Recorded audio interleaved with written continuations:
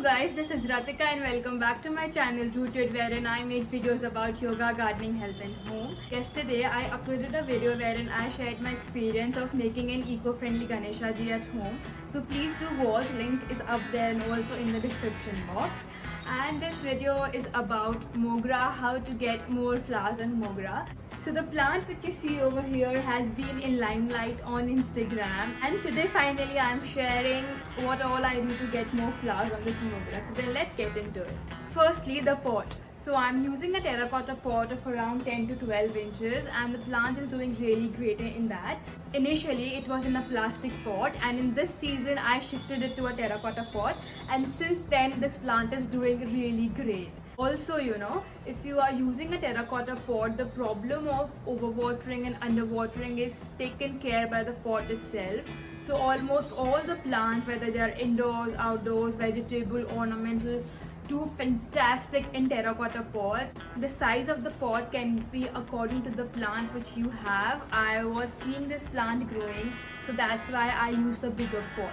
Second is soil. So I am using a mix of garden soil, coco peat and vermicompost. If you don't have coco peat, you can skip that totally, but if you are using coco peat, it just makes the soil more porous and it just make the soil well draining, so that the soil doesn't hold the water for longer, and it's really good for the roots of the plants. This is a normal potting mix wherein I have used 2 parts of garden soil, 1 part of vermicompost and 1 part of coco. Next, what matters is where are you keeping the plant. So I keep this plant not completely in the shade nor in direct sun. This is somewhere in between. This plant do get direct sunlight for almost 2-3 hours, and in this condition this plant has been doing fantastic. Next comes the most important part, fertilizer. So since few months I have not given this plant any fertilizer. I just use the wastewater from kitchen, the water that we use to wash our vegetable, to boil dal, to boil potatoes, to boil pasta. I just store that water in a bucket, and then when the water cools down I use it to water my plants, and this is how I think the plant is getting all the nutrients from and is giving me beautiful flowers. Also for flowers you can use banana peel fertilizer that is high in potassium. All you have to do is keep the banana peels in water for a week or so and then pour that water into your plants, or you can sun dry the peels and then make a powder out of it and feed to your plants. Lastly, it's very important that you prune your plants regularly, because as this plant gives flowers tend to dry and then few of them just stick to the plant.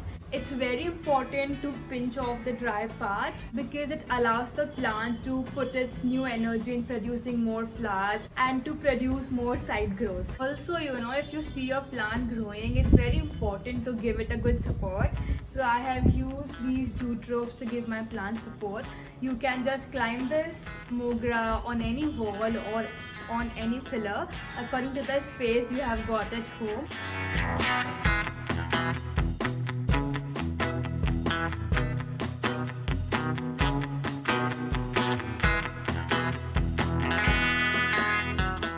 So yeah, this was it, the things which I do for my Mogra. Very easy things, and I highly recommend to use the kitchen wastewater for your plants. You will be amazed to see the results, plus it will aids in saving water also. So yeah, that was it from my side for this video. I hope you liked it. If you did, please like the video, subscribe to my channel and share the video with your friends and family.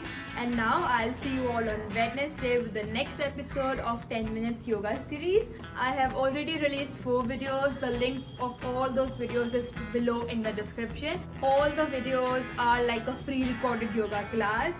So yes, go and watch. I'll see you all now on Wednesday. Till then, take care and bye bye.